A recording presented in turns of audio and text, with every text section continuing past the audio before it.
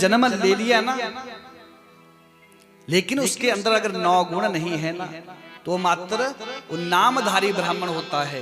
नामधारी ब्राह्मण का मतलब कि ब्राह्मण परिवार में इसका जन्म हुआ है। और जो विंदुक है वो भी नामधारी ब्राह्मण था। बोले शंकर भगवान की। उस विंदुक ब्राह्मण की जो पत्नी, उनका नाम था चंचुला। भैया जो चंचुला है ना, सत्कर्म करने वाली, धर्म के रास्ते पर चलने वाली, लेकिन जो उनका पति था विंदुक, बड़ा दुष्ट था। वैश्यागमन करता था, पापाचरण करता था, बुरे कर्म में हमेशा लिप्त रहता था। जब विंदु को महाराज कई वर्ष हो गए पापाचरण करते हुए, तो कहते हैं, अब शास्त्र तो कहता है जैसा करोगे संग वैसा चढ़ेगा रंग।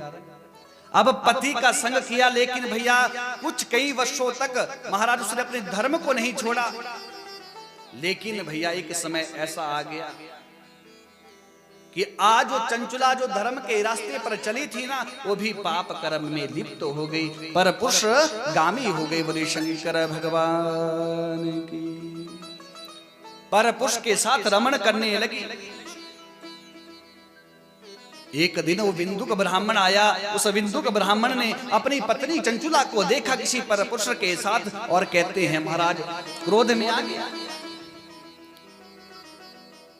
और क्रोध में आकर महाराज कहते हैं उसने अपनी पत्नी को मारने लगा। अपनी पत्नी को मारने लगा।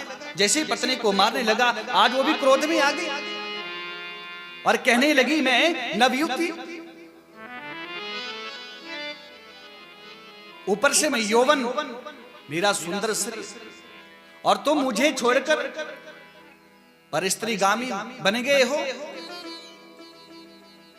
आज जब महाराज चंचुला ने ऐसे ऐसे शब्द कहे उस विंदुक ब्राह्मण को, तो महाराज उसने कहा सुनो, तुम ऐसा करो,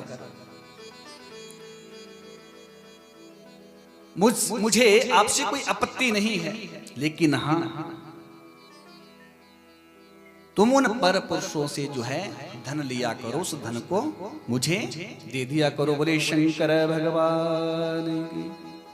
धनम कार्षातेभ्य